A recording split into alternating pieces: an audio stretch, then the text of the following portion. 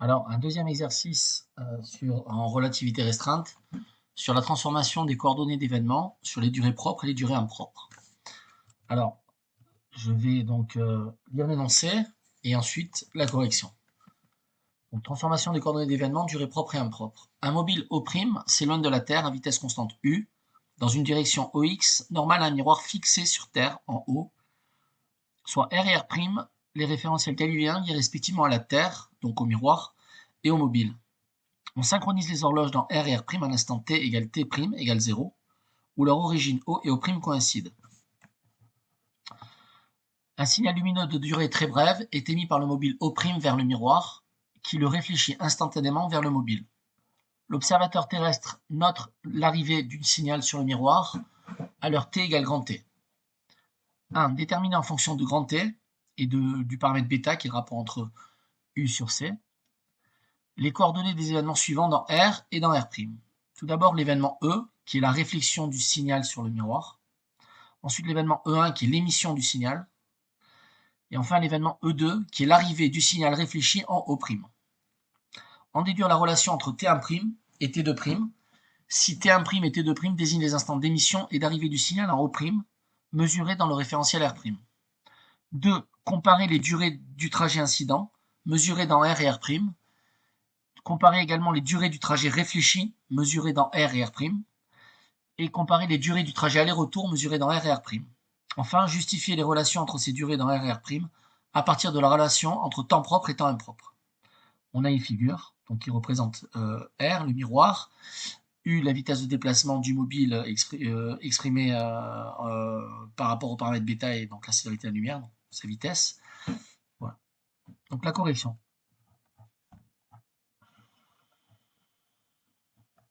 Alors,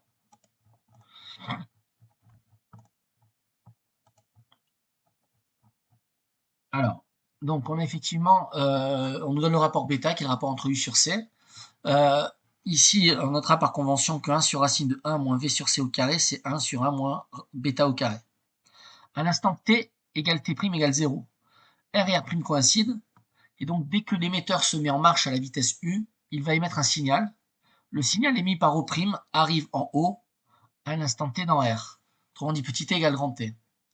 Dans grand R, on représente l'événement par ses coordonnées spatio-temporelles grand T, X, Y, Z.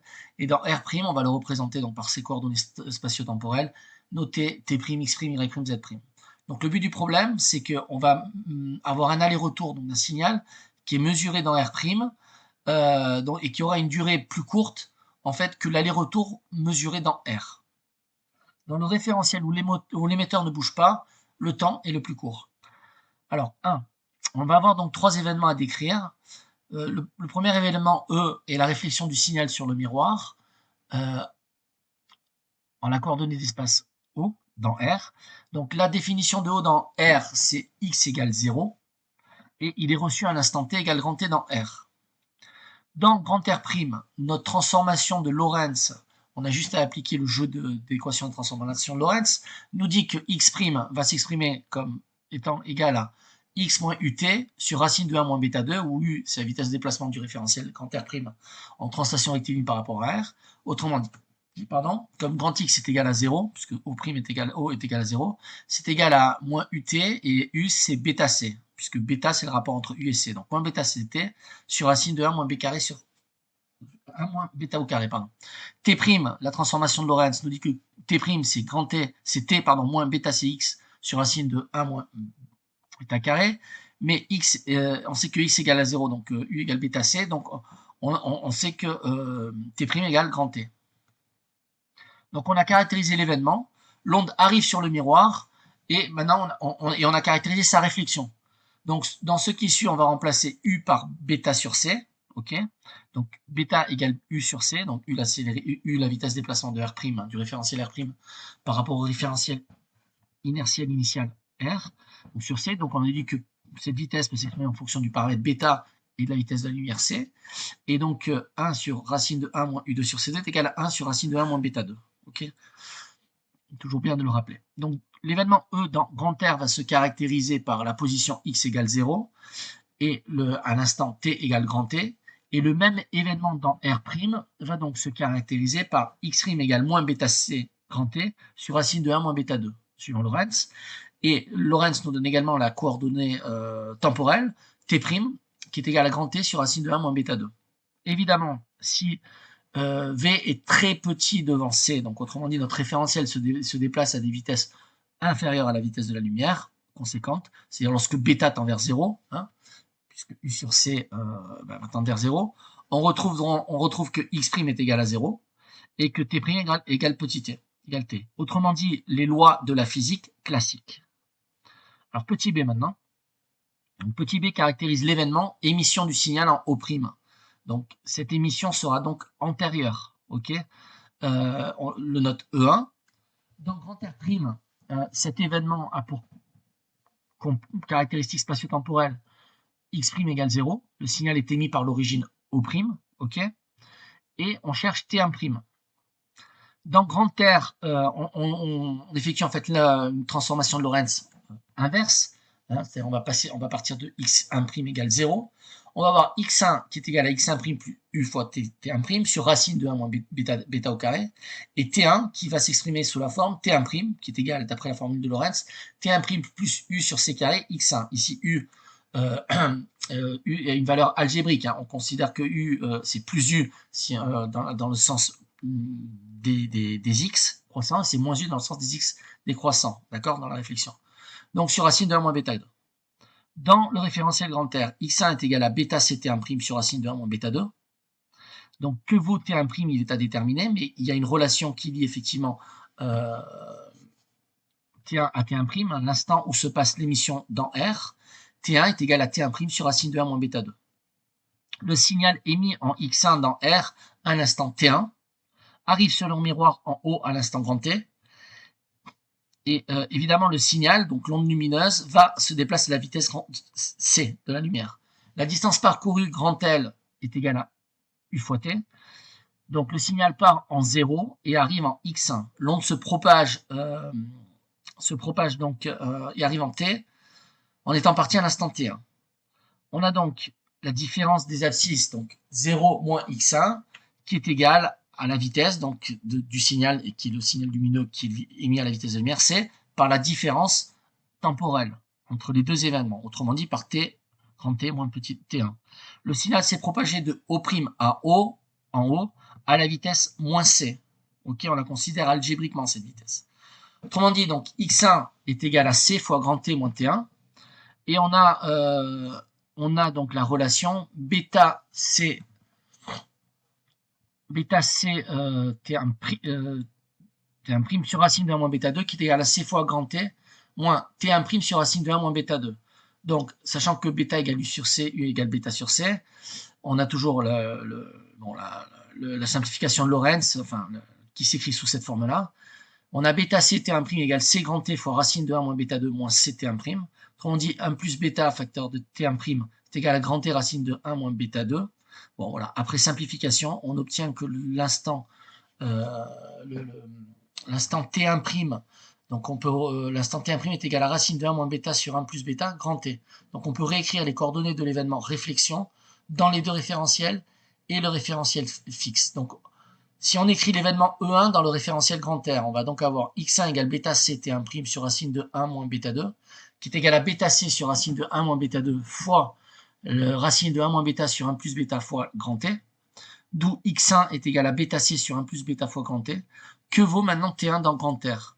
On a T1 qui est T1' sur racine de 1 moins bêta 2, qui est égal à 1 sur racine de 1 moins bêta 2 facteur de racine de 1 moins bêta sur 1 plus bêta fois grand T, soit T1 égale grand T sur 1 plus bêta. Donc voilà, ça représente la description de l'événement réflexion sur le miroir dans le référentiel grand R. Dans le référentiel grand R', que se passe-t-il?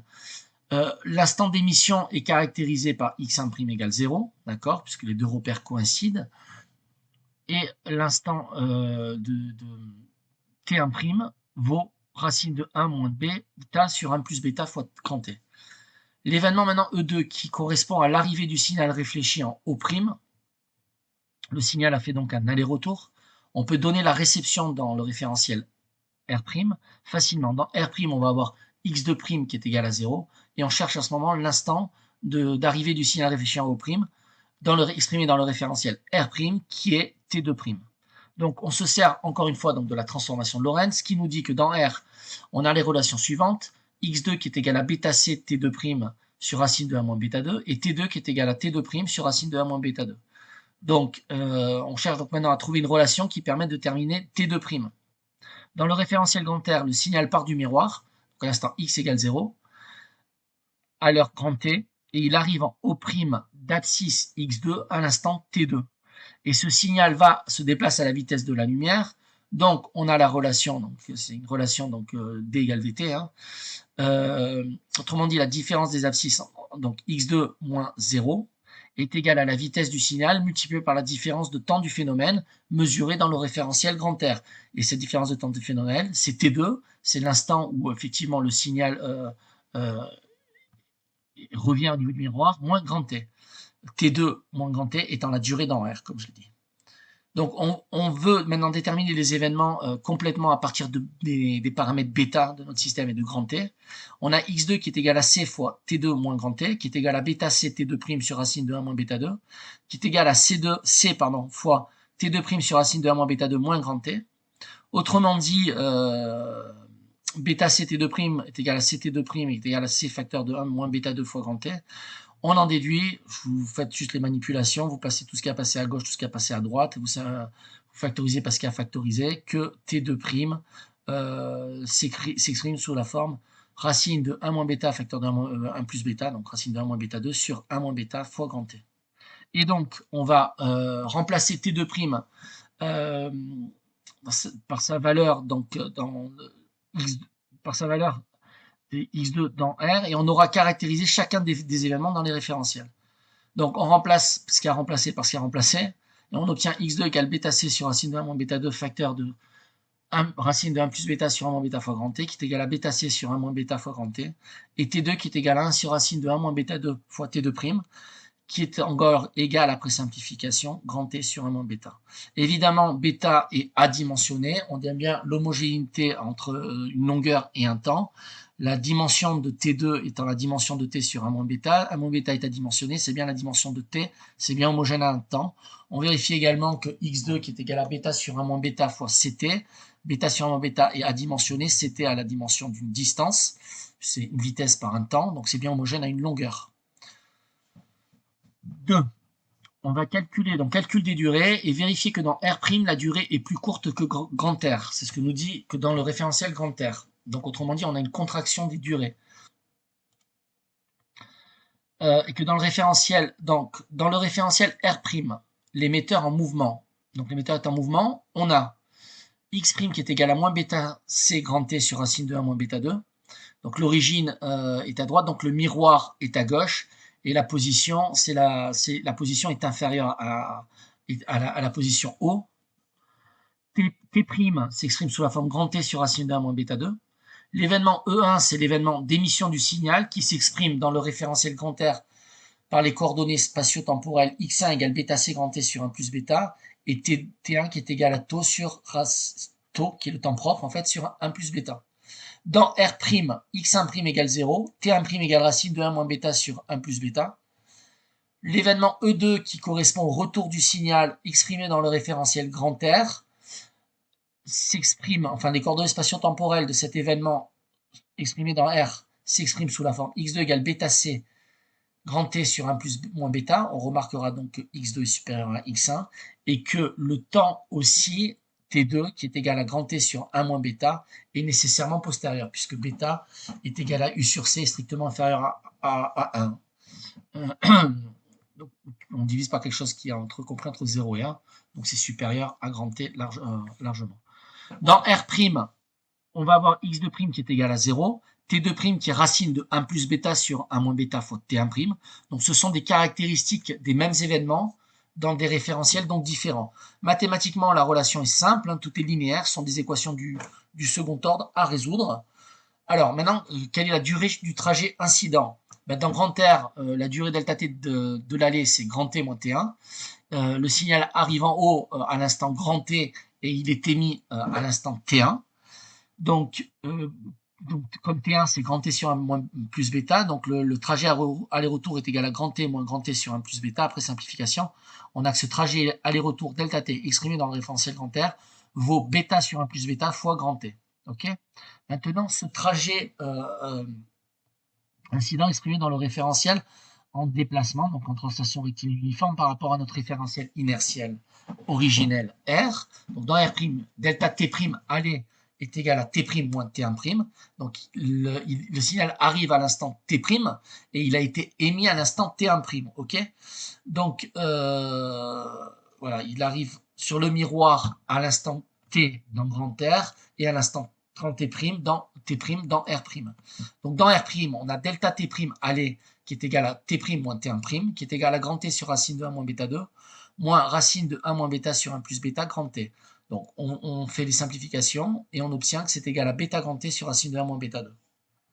Donc le trajet incident est celui qui va de O' à O. Donc quelle va être la durée maintenant du trajet réfléchi? On a le même phénomène observé dans deux référentiels différents, R et R'. On a que delta T aller est strictement inférieur à delta T' aller. On fait la même chose pour le trajet réfléchi. Donc pour pouvoir parler de durée, donc de temps propre, il faut que le signal soit émis et reçu au même endroit. Ok. Après, on va exprimer cette perception temporelle différemment suivant qu'on se place du point de vue d'un observateur placé dans R ou du point de vue d'un observateur placé dans R'. Donc le trajet réfléchi dans grand R correspond à delta T retour. Dans grand R, il part à l'instant T, mon miroir fait la réflexion à l'instant T et le retour se fait à T2. Dans grand R, ma durée est donc delta T retour égale T2 moins grand T, qui est égal à grand T sur 1 moins bêta, moins grand T, soit bêta sur 1 moins bêta grand T. Le signal dans grand R émis donc, à grand T et arrive à T2. Donc dans R', delta T retour, c'est T2' moins T'. Ça vaut donc racine de 1 plus bêta sur 1 moins bêta grand T, moins grand T sur racine de 1 moins bêta au carré. C'est idem, hein, d'accord. On fait les simplifications qu'il y a à faire. On multiplie par racine de 1 plus bêta en haut et en bas. Numérateur, dénominateur. On obtient c'est égal à bêta grand T sur racine de 1 moins bêta 2. Donc là, c'est l'inverse de tout à l'heure. C'est le trajet dans grand R qui est plus grand, qui met plus de temps donc, que dans R'. Exprimé dans le référentiel grand R, bien sûr. Que ce même trajet exprimé en unité temporelle dans le référentiel R'. Donc il ne reste plus qu'à faire la somme des deux pour avoir un trajet aller-retour. Oui, bon, voilà, effectivement, j'ai noté que c'est un exo simple sur le plan mathématique, mais sur le plan conceptuel, il y a du raisonnement à faire. Donc le rapport delta t sur delta prime va nous permettre de comparer ces deux temps de trajet exprimés dans les deux référentiels. Donc c'est égal à racine de 1 moins bêta 2 sur 1 moins bêta, qui est égal à racine de 1 moins bêta sur 1 plus bêta, comme bêta est strictement inférieur à 1, cette quantité est supérieure à 1.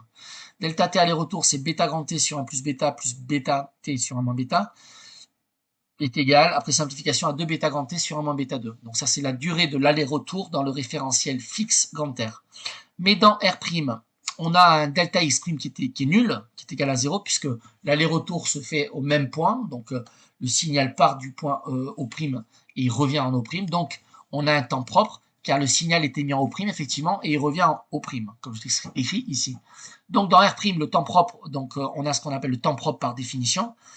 Delta T' exprimé dans R est égal à la somme bêta T sur racine de 1 moins bêta 2 plus bêta grand T sur racine de 1 moins bêta 2, qui est égal à 2 bêta grand T sur racine de 1 moins bêta 2. Ok. Donc delta x' est égal à 0. On remarque que delta T dans R est égal à 1 sur racine de 1 moins bêta 2 delta T dans R', qui est le temps propre, et cette quantité est supérieure à delta T. C'est donc le référentiel propre, c'est donc dans le référentiel propre que les durées sont les plus courtes. Voilà pour notre deuxième exercice. Donc, je vais faire un troisième exercice sur la durée de vie d'un méson dans un accélérateur de particules.